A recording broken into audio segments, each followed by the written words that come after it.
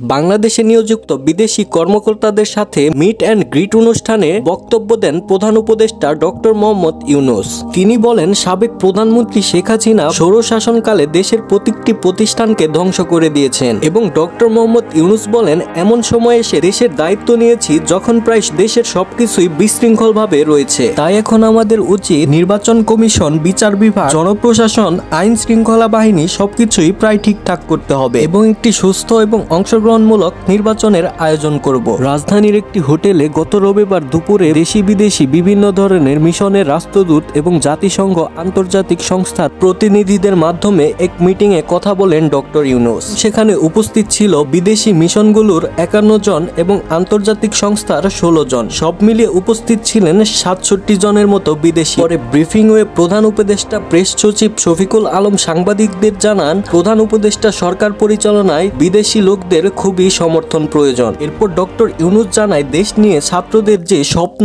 এবং পরিকল্পনা রয়েছে তা তাকে মুগ্ধ করেছে, যে স্বপ্ন একটি নতুন যুগের সূচনা করেছে। তিনি বলেছেন, ছাত্ররা এমন একটি দেশে স্বপ্ন দেখেছে যেখানে মানুষ তাদের রাজনৈতিক, ধর্মীয় বা জাতিগত পরিচয় নির্বিশেষে নিজেদের আকাঙ্ক্ষা পূরণ করতে এবং মত প্রকাশে পূর্ণ স্বাধীনতা ভোগ করতে পারবে এবং তাদের নির্বাচিত সরকার যেন ন্যায় বিচার, মানবাধিকার এবং সবকিছুতেই যেন ঠিকঠাক থাকে। অন্তর্বর্তী সরকার সর্বোচ্চ অগ্রাধিকার আইন শৃঙ্খলা পরিস্থিতি নিয়ন্ত্রণে আনা উল্লেখ করেন ডক্টর মোহাম্মদ ইউনূস এবং সে চায় দেশের ধর্মীয়, জাতিগোষ্ঠী থেকে শুরু করে সবাই যেন নিরাপদে থাকে, কারো যেন কোনো সমস্যা না হয়। গণতান্ত্রিক ভবিষ্যতের নবযাত্রায় বাংলাদেশের বন্ধু, অংশীদার, আন্তর্জাতিক সম্প্রদায় পাশে থাকবেন বলে আশাবাদ ব্যক্ত করেন প্রধান উপদেষ্টা ডক্টর মোহাম্মদ ইউনূস। তিনি সরকারের প্রাথমিক লক্ষ্য তুলে ধরেন এবং বাংলাদেশের জন্য আন্তর্জাতিক সম্প্রদায়ের জোরালো সহযোগিতা প্রত্যাশা করেন ডক্টর ইউনূস এবং তিনি বাংলাদেশের ছাত্র জনতা এবং সাধারণ মানুষদেরকে নিয়ে একটি নতুন বাংলাদেশ গড়ার চিন্তা ভাবনায় রয়েছে। তো